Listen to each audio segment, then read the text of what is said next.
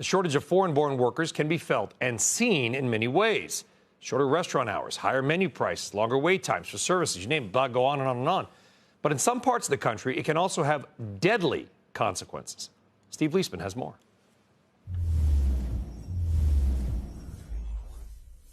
Nowhere are the problems of America's broken and antiquated legal immigration system felt more acutely than the nation's health care system. Foreign doctors and nurses play a critical role in staffing hospitals and doctors' offices.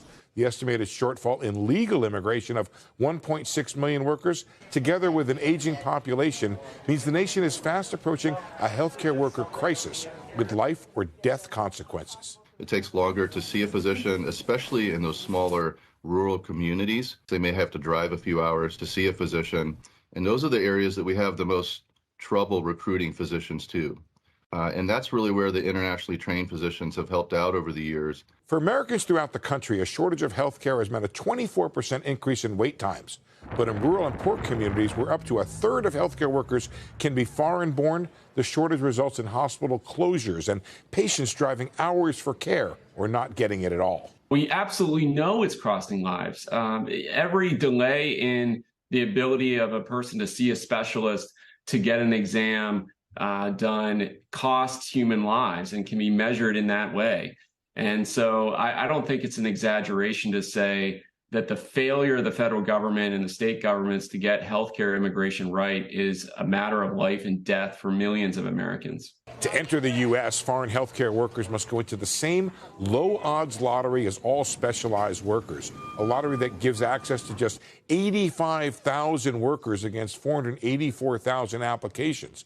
What's more, hundreds of thousands of foreign healthcare workers already in the U.S. can't work in their trained field because of licensing and training restrictions.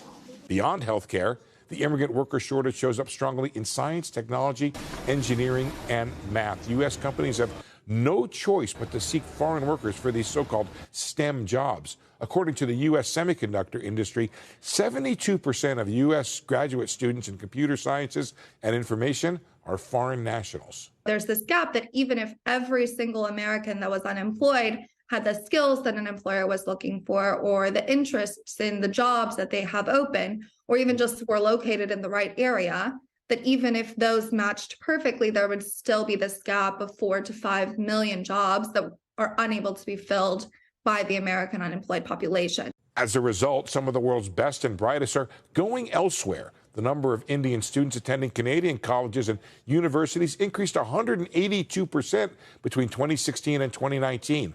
It declined during the same period in graduate-level programs in science and engineering at U.S. universities, further reducing the pool of potential workers. So America has a choice, experts say: reform the legal immigration system in the U.S. or cede the field to other countries in the competition, Brian, for the best and the brightest. And you and I were just chatting. The definition of a skill is crazy.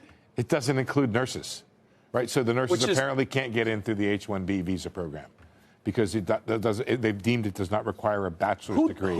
Who deemed that? Whatever it was deemed, some of these rules, Brian, are 10, 20, and 30 years old, and they haven't been reformed in years. You know what we need? We need a redeemer.